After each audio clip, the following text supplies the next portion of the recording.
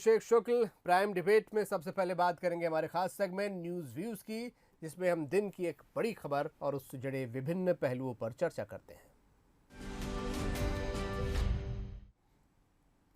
संविधान ने उम्मीदवार और मतदाता दोनों को अधिकार दिए हैं। उम्मीदवार को चुनाव प्रचार का अधिकार है तो लोगों को जीने के साथ साथ स्वस्थ रहने का अधिकार। ये वो टिप्पणी है जो आज मध्य प्रदेश हाईकोर्ट की ग्वालियर बेंच ने की है।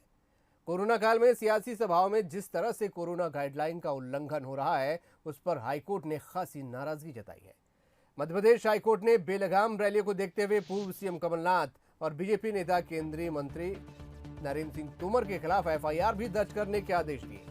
सभाओं में गाइडलाइन के तार होने पर इलेक्शन कमीशन भी नाराज है और रैलियों में मास्क, सोशल डिस्टेंसिंग जैसे नियमों का पालन नहीं करने पर गाइडलाइन का उल्लंघन बताया है।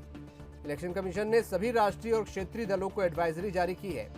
ये पार्टियों के अध्यक्ष और महासचिवों को भी भेजी गई है और कहा गया है रैलियों के दौरान उल्लंघन करने वाले प्रत्याशियों और आयोजकों के खिलाफ कार्रवाई के लिए चुनाव अधिकारी और प्रशासन कदम उठाएं।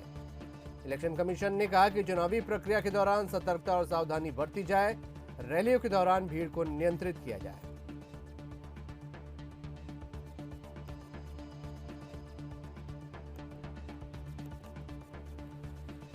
तो इस पूरे मसले पर बड़ा गंभीर मसला है, हम चर्चा करेंगे। हमारे साथ न्यूज़ हेड शरद द्विवेदी जी जुड़ गए हैं। शरद जी, बड़ा गंभीर मसला है, खासकर वो लाइन की सभी को जीने का और स्वस्थ रहने का अधिकार है। इसे क्या माना जाए कि सधे हुए शब्दों में बड़ी तल्ख टिप्पणी है? बिल्कुल, आपने एकदम ठीक इंटरप्रिटेशन निकाला है अभिषेक, और बहुत ही सधे हुए शब्दों में ये बहुत तल्ख टिप्पणी इस मायने में है कि अप्रत्यक्ष रूप से न्यायालय ने साफ तौर पर यह भी कह दिया है कि लोकतंत्र का एक बहुत अहम पड़ाव है, एक बहुत ही अहम हिस्सा है चुनाव। लेकिन ये चुनाव अपनी तमाम गरिमा और संवैधानिक मर्यादाओं के बीच संपादित हो, ये बहुत आवश्यक है। लेकिन इसको ये अधिकार नहीं दिया जा सकता है चुनाव संचालन के नाम पर कि आप मनुष्य के अमूल्य जीवन के साथ कहीं कोई खिलवाड़ जाने अनजाने में कर बैठें। तो ये बहुत महत्वपूर्ण टिप्पणी है और न्यायालय की चिंता भी यही है कि आप वो तौर तरीके अपना ही नहीं रहे हैं जो तौर तरीके इस कोरोना के काल में अपनाए जाने चाहिए।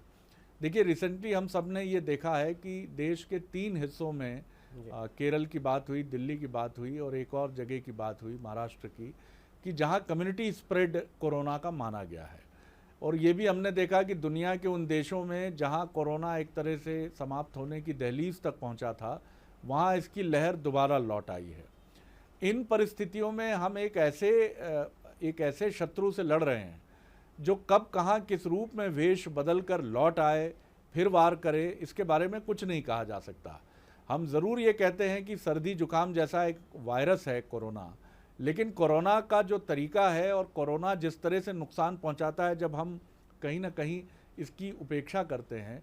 और केरल में हम सब ने देखा, ये माना भी गया कि ओणम जो केरल का सबसे बड़ा त्यौहार है, उसमें जो भीड़ भाड़ जुटी और लोगों का, समुदायों का, समाज का मिलना जुलना हुआ, इसीलिए प्रधानमंत्री को एक दिन पहले आकर त्योहारों के इस मौसम में ये कहना पड़ा कि अभी हमारी लड़ाई जारी है और हमें कोई भी ढिलाई नहीं बरतना चाहिए।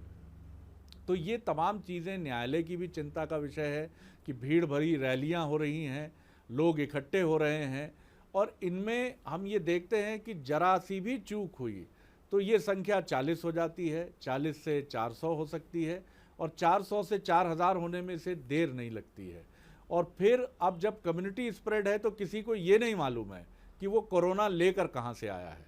कोई दिल्ली से आया हुआ व्यक्ति भी इस भीड़ में हो सकता है, कहीं इंदौर भोपाल का व्यक्ति भी हो सकता है। तो न्यायालय की चिंता एकदम वाजिब है, लेकिन ये चिंता हमारे राजनीतिक दलों को भी बहुत शिद्दत से होनी चाहिए और उनको है, मैं ये नहीं कहूँगा कि नहीं है, लेकिन जो रैलियों में आने वाले लोग हैं, कार्यकर्ता हैं, उनकी भी ये चिंता होनी चाहिए। तो कुल मिलाकर मसला बेहद गंभीर है अभिषेक।